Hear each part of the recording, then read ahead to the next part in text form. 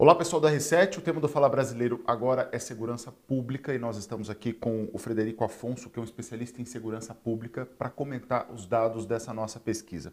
Frederico, a gente tem aqui a principal pergunta é se o brasileiro se sente seguro na cidade onde vive. É uma pesquisa nacional, ou seja, nós temos pessoas que moram em grandes capitais, nós temos pessoas que moram no interior, mas 8 em cada 10 pessoas responderam que não se sentem seguros ali no dia a dia da cidade.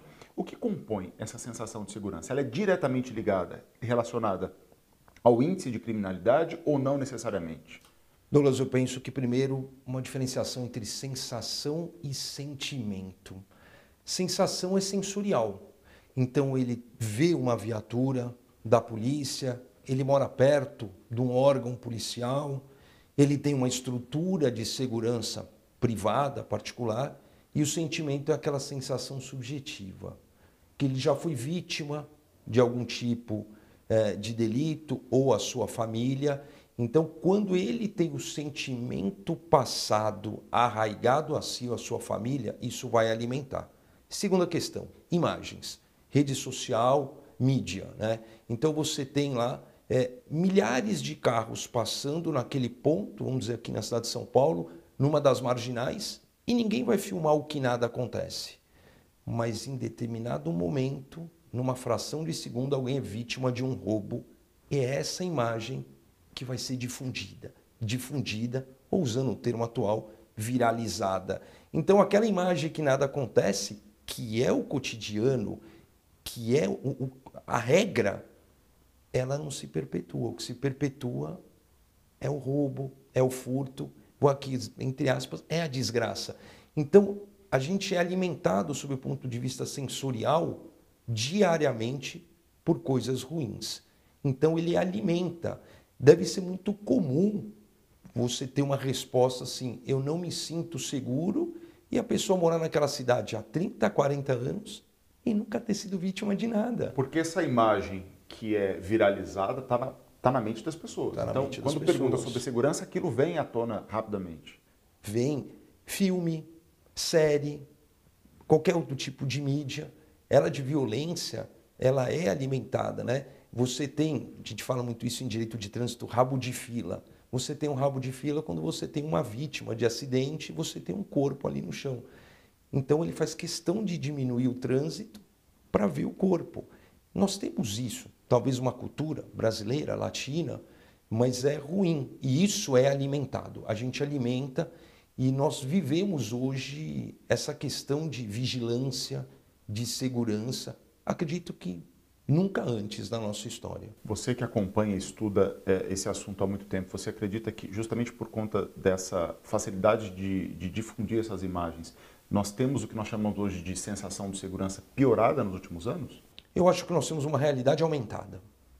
Eu acredito que, por exemplo, você facilitou as notificações, você facilitou os registros de boletins de ocorrência, você discutir, por exemplo, a questão da Lei Maria da Penha. Será que de fato aumentaram os casos ou aumentaram os registros? Ou ambos, aumentaram os casos e os registros?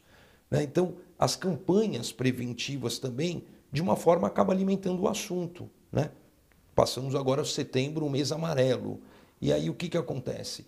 Você fala muito pouco, de fato, sobre os casos tentantes de suicídio, porque ele alimenta aquela pessoa que tem isso na sua cabeça. Quando você traz um assunto, você retroalimenta.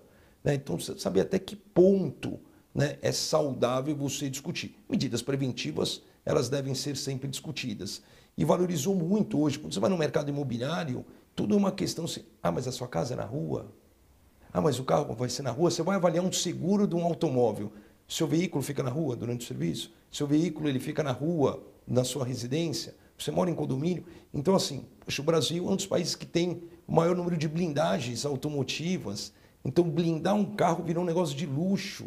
É para você ver que a coisa está estranha, né? Você acha que o brasileiro tem vivido com mais medo do que a realidade em si ou não?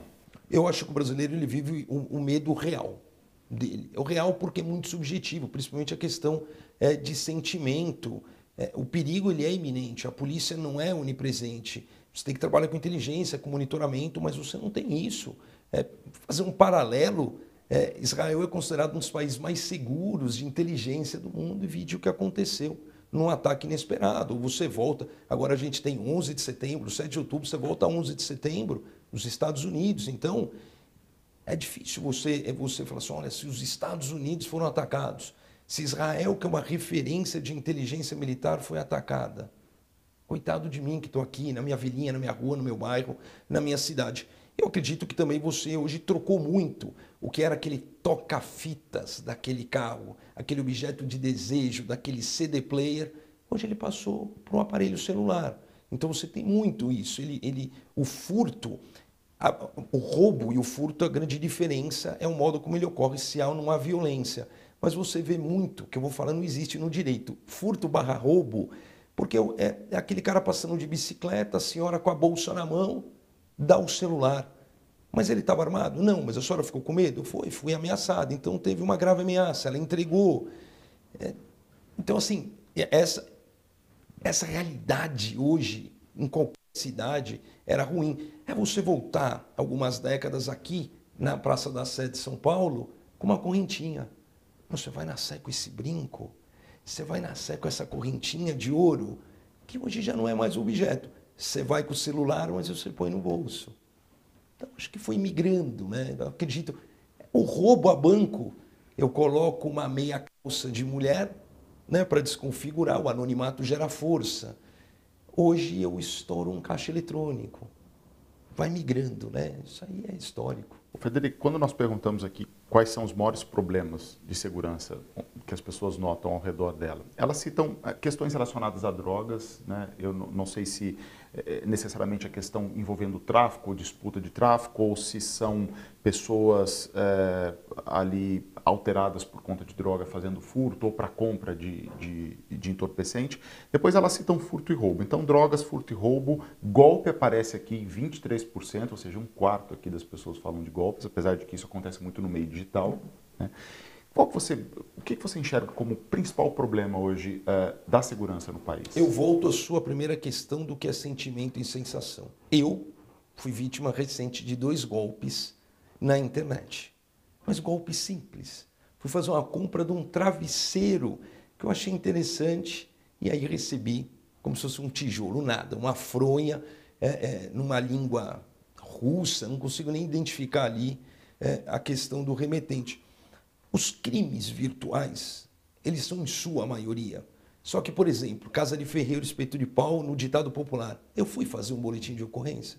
Eu não fui, Douglas. R$120, não fui ali, não recebi, deveria ir fazer. Então, uma colega minha teve a conta do Instagram hackeada, clonada essa semana. E na conta dela foi lá, olha, tem uma amiga minha que está indo embora do país e está vendendo tais produtos. Quem quiser me manda inbox. Eu mandei. Oi, tudo bem? Esse produto tal, ela falou assim, você vai querer? Aí eu já achei estranha a forma como ela me tratou. Eu falei, vou. Então, você já faz o Pix dessa conta e manda o endereço que eu vou entregar. Aí eu respondi para ela assim, mas você sabe onde eu moro? Aí a pessoa não respondeu. Eu peguei e liguei para ela, ela falou assim, pelo amor de Deus, sabia que o senhor me ligou, minha conta foi clonada. Mas eu não fiz, porque é uma tentativa de estelionato. Agora, por exemplo, a questão de drogas, depende muito.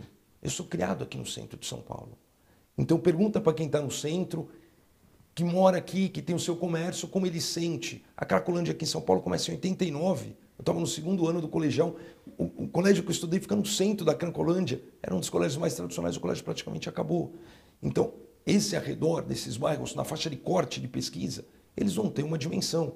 Perguntar no Rio de Janeiro, nas comunidades, como que funciona a questão do tráfico de drogas, vai ter outro. Numa cidade do interior, pode ser que nem tanto, tem um corte. A minha percepção é que não, né? Porque quando você fala em drogas, 2 cortes, o consumo e o tráfico, né? Então, aquele que tem o seu consumo, as pessoas não reclamam do consumo, as pessoas reclamam da violência para chegar naquele consumo. Eu acredito que na percepção de furto e roubo ainda seja a maior preocupação, barra, principalmente, crimes digitais. E você tocou num ponto importante é o seguinte, é a experiência. E é muito diferente a experiência de quem vive num lugar como São Paulo, Rio de Janeiro, de quem vive numa cidade do interior. Né? Eu acho que as pessoas de grandes centros, eles têm essa sensação, ou sentimento, não sei, de insegurança muito maior. Douglas, eu sou paulistano. E fui embora de São Paulo, venho trabalhar aqui em São Paulo alguns dias pontuais, obrigatoriamente. Fui embora de São Paulo tem 12 anos. E eu sou casado com a minha esposa, que é interiorana, de onde a gente mora. Então ela ama vir para São Paulo, ama vir para São Paulo. Eu vim numa palestra recentemente, tive que cruzar pelo centro, 11h30, meia-noite, onde eu estudei a vida toda. Para mim, muito familiar. E ela ficou ali, ela falou, nossa, quanta viatura, tem praticamente uma viatura a cada esquina. Eu falei, você se sente segura? Eu me sinto, olha a viatura ali. Mas você tinha um monte de usuário ao lado, na esquina. Está ali justamente para prevenir. Eu acredito que tem muito isso, da onde você é e da onde você foi criado. Por outro lado, eu me sinto muito relaxado no interior. Pode acontecer, pode acontecer.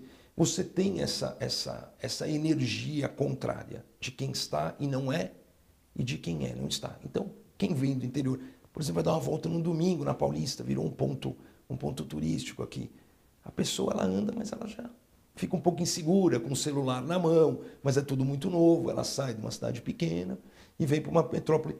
Eu acredito que isso, de um modo geral, no mundo todo, quando você vai para um centro, quando você vai para uma capital, você está no interior de determinado país, você tem uma dinâmica. Quando você vai para a capital, principalmente para os chamados centros velhos, você tem uma outra dinâmica. E quem não está acostumado vai se assustar, é do corpo humano se fechar, o corpo fala, se fecha, se defende. A gente tem uma pergunta aqui, se as pessoas ficam assustadas com os casos de violência nas capitais. Aí 9 em cada 10. Ficam. Né? Não, ficam, não tem como, ficam, né? A capital é muito violenta. A pandemia serviu para você ver o tanto que as pessoas largaram, não só a capital, as capitais, como o entorno dela, né? Falando de São Paulo, a grande São Paulo. Eu percebi isso no mercado imobiliário, inflacionou muito, e as pessoas saem. O que você tem de bom no interior? Dependendo do interior que você estiver, não importa qual interior. Você tem uma sensação de segurança maior, você tem um ar mais puro, você tem menos trânsito, você tem menos violência, por óbvio.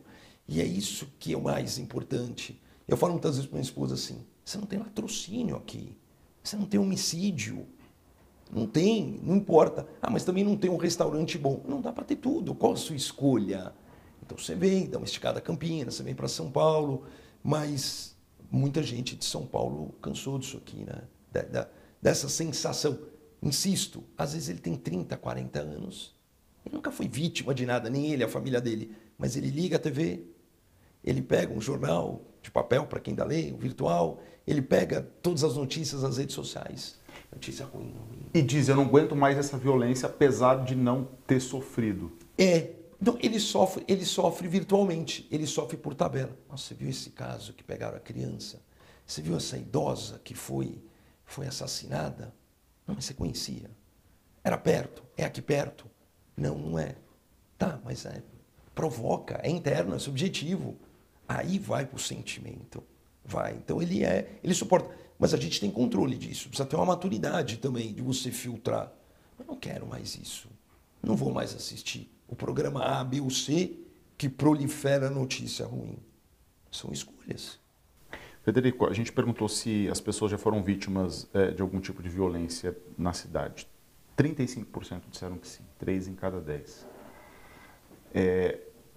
Isso daqui dialoga com os dados que nós temos de violência no país ou não?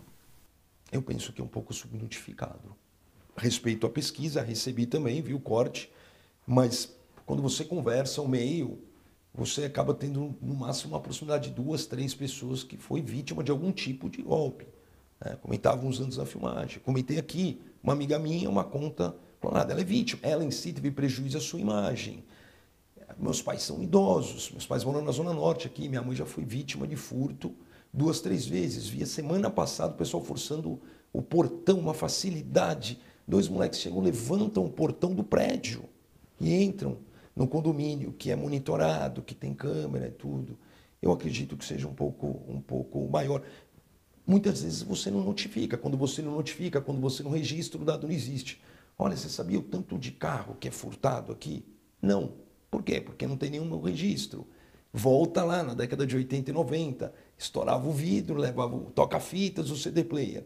Ah, eu não vou fazer o registro porque não vou recuperar. Então, a autoridade de polícia judiciária não vai ficar sabendo. Ela vai investigar como? Eu estou vendo um registro aqui, a sua rua é a mais segura. E não é. Então, a população também precisa colaborar. Quando você fala de segurança pública, a Constituição Federal, no artigo 144, que é a lei maior do país, ela fala que é dever do Estado. Mas é obrigação de todos colaborar.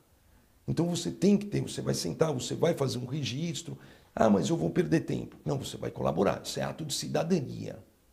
Fazer um registro, você como vítima de furto e roubo, não é ato só seu. É ato da coletividade, é ato da sociedade. É obrigatório que se faça. Tem que fazer para você ajudar que outros não passem por aquilo. Quão seguro você considera o Brasil? Depende sobre qual aspecto, de violência urbana. De violência urbana. Não, aí não depende. O Brasil é um país que tem índices de desenvolvimento humano de Europa Ocidental e de continente africano ao mesmo tempo. Quando você vai para o norte e para o interior do norte e para o interior do nordeste, você tem um índice, por exemplo, de homicídio a cada 100 mil pessoas muito alto. Quando você desce, quando você vai para o sul do país, você tem índices de países da Europa Ocidental. Então, é difícil você falar de um país continental. Eu devolveria a pergunta, qual parte do país? No norte e no nordeste? Não. Saiu um ranking agora recente das cidades mais violentas. Bahia tem 2 ou 3 municípios, mas os índices são absurdamente violentos. São índices superiores à guerra. Compensação, você vai para determinados municípios do Rio Grande do Sul, Santa Catarina e Paraná, você não tem nenhum registro. Isso dificulta o combate? Acredito que não, porque como você tem a autonomia financeira, administrativa e política dos entes federativos, então o Estado, o ente federativo, ele consegue então fazer a sua política própria. A União acaba tendo uma competência muito secundária, ela tem a competência perante a Polícia Federal e a Polícia Rodoviária Federal. Mas o que acontece, eu falo muito isso nas aulas, quando você estuda a Organização Geral do Estado, não existe a figura da União e do Estado em si, existe a figura do município. Né? Você fala assim, a gente está aqui em São Paulo, está na cidade de São Paulo. Então, é a política que o município vai fazer junto com o seu ente federativo. Então, é ali que você vai ver a diferença. Você tem uma cidade que muitas vezes tem um efetivo policial de X e com uma população de Y, e uma outra cidade com uma população de Y com um efetivo policial de 2X. Porque lá você tem índices criminais maiores, você tem um outro tipo de política adotada. Você tem uma grande diferença. Isso, por exemplo, aqui no estado de São Paulo, são 645 municípios. Tem municípios ali com 120, 130 mil, que você tem um efetivo menor, e no outro que você tem um efetivo 2, 3 mais, área de fronteira, mais próximo da Grande São Paulo. Então, é seguro o Brasil? Depende de onde ele esteja. Dependendo de onde ele estiver. Não, não é seguro. A gente tem essa característica de continente e com uma realidade muito diferente, né?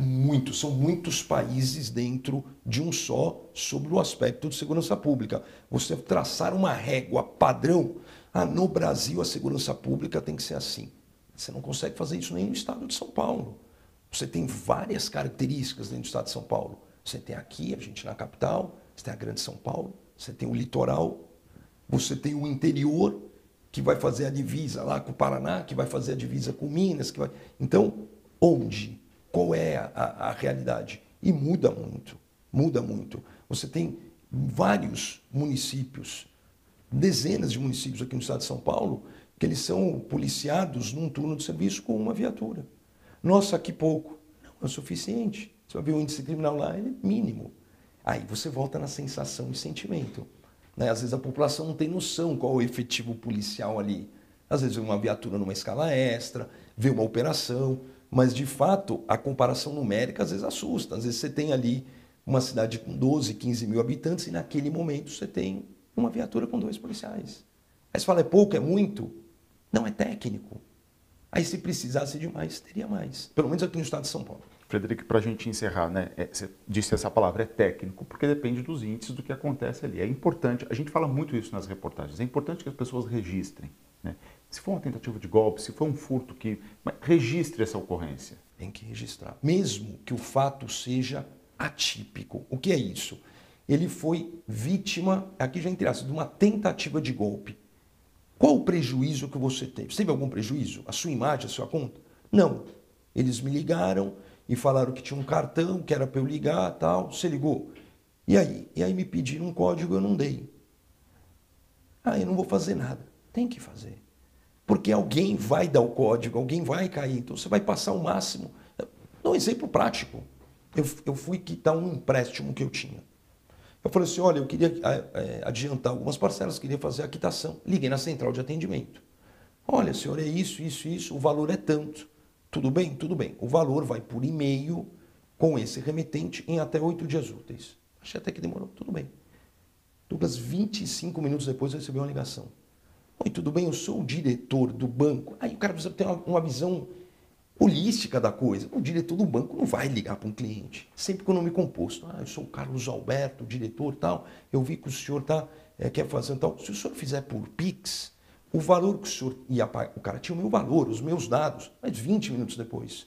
Então, se o senhor fizer este valor, eu consigo tirar tal. Eu falei, ótimo, pode me mandar. Aí me mandou, e eu fazendo print de tela já sabia que era golpe. Aí me mandou, eu não respondi, me ligou ontem, sou gerente de operações e tal. Em 2, 3 minutos, eu falei, cara, um gerente não vai ligar para um cara, um diretor não vai ligar para um cara. Em 2 minutos, eles já pagaram a logomarca da conta. Eu fiz o registro. No mínimo, eu preciso causar um desconforto a esse infrator da lei, tentando buscar a conta dele, rastreando, bloqueando a linha telefônica que ele usa para isso. Ah, mas você perdeu tempo? Não, eu fiz um ato de cidadania coletiva. Eu não posso pensar. A gente não vive isolado. O ato que eu fiz não foi para mim. Foi para evitar que alguém da minha família, que alguém da sua família, suportasse aquele golpe. Faça o registro. Faça. Sente no computador. Não fica mexendo o dia todo no celular. Pronto, pega no celular, faça útil. Registre. Pega o maior número de dados. Está com desconfiança? Já faça print das telas e ajude as autoridades policiais a investigarem e a inibirem cada vez mais. Dever do Estado e responsabilidade de todos. Artigo 144 da Constituição. Frederico, obrigado pela entrevista. Eu que agradeço. A gente fica por aqui com mais essa edição do Fala Brasileiro. Até a próxima.